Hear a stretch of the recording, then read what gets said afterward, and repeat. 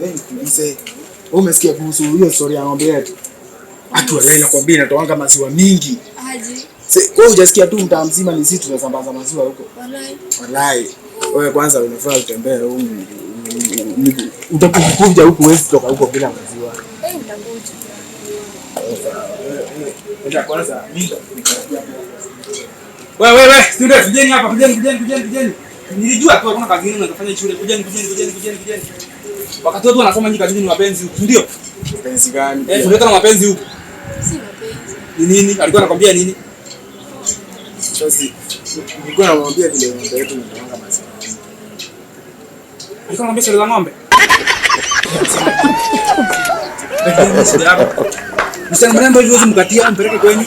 Sawa. Si masomo ilikataa, siwe kijana, si masomo ilikataa. Sema masomo ilikataa. Mathematics unapatanga ngapi? Ati?